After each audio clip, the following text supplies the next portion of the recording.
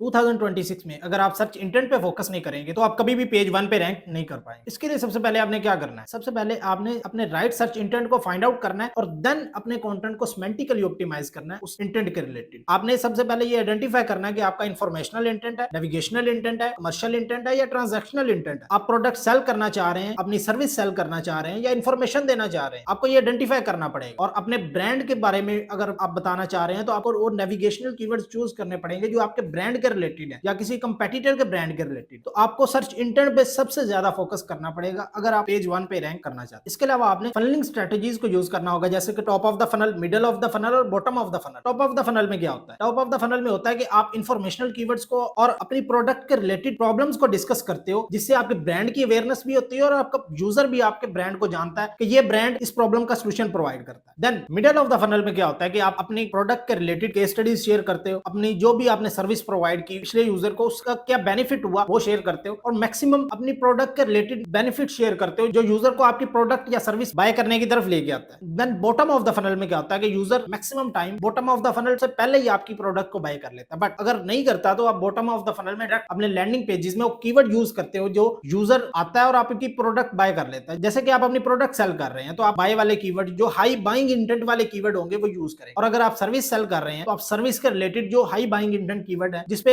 Maximum user आपके page पे आता है और आपकी प्रोडक्ट बाय कर लेता है। जैसे कि यूजर सर्च करता है मूविंग सर्विस इन दुबई, तो ये एक कीवर्ड है जिसपे यूजर मूविंग सर्विस लेना चाह रहा है दुबई में, तो ये एक ट्रांजैक्शनल कीवर्ड है। ये आप अपने लैंडिंग पेजेस में यूज कर अपने लीड्स को डबल कर सकते। इस स्ट्रेटजी पे फोकस करना 2026 में आपको बहुत ज्यादा बेनिफिट देगा, ना कि आप मल्टीपल सर्च इंटेंट को एक ही पेज पे फोकस करते हैं, जिसकी वजह से गूगल भी आपके कंटेंट को इजीली एनालाइज नहीं कर पाएगा और यूजर भी जो आएगा वो आपकी प्रोडक्ट या सर्विस को समझ नहीं पाएगा।